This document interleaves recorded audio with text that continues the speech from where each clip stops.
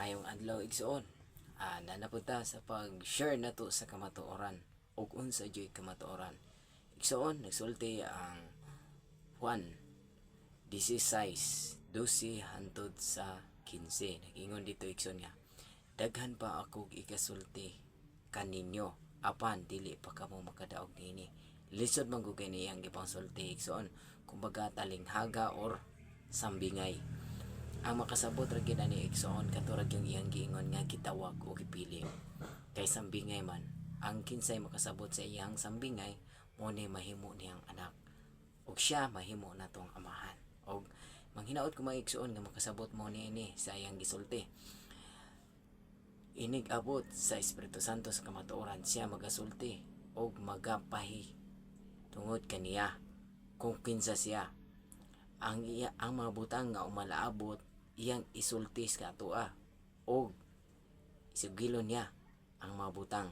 Tapos iyang giingon dito mga igsoon nga, ang gihuptan sa amahan kini ako, mao manggani gisugilon ko kaninyo nga ang Espiritu Santo sa kamatuoran ang ipadala ni Jesus Christ mao'y magakuha na pud sa mga gahom nga naa ni Jesus Christ ug iyang itugyan dito sa Espiritu Santo.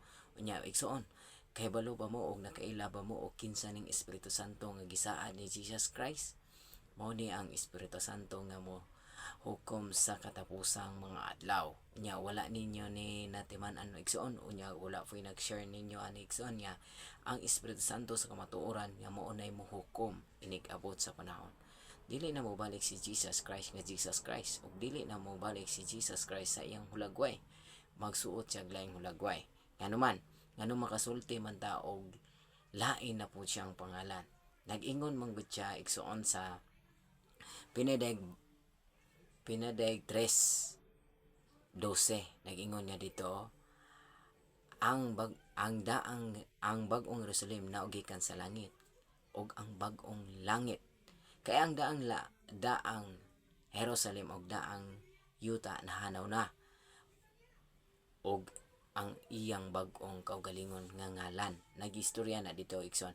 Kung taas pa mo og time igsoon paklia ang Bible igsoon og lantawa o sa sunod na po nato nga pagkuan igsoon ato na po ng lakbitan ug unsa jud ang gisulti sa atong Ginoong Kristo kay naa may Espiritu Santo nga iyang gipadala nga pinaagi sa iyang ngalan. Igsoon ningnaot nga inyo ning masabtan sambingay ang tanan pero naay kasabutan makasabot yun ta og maayong adlaw.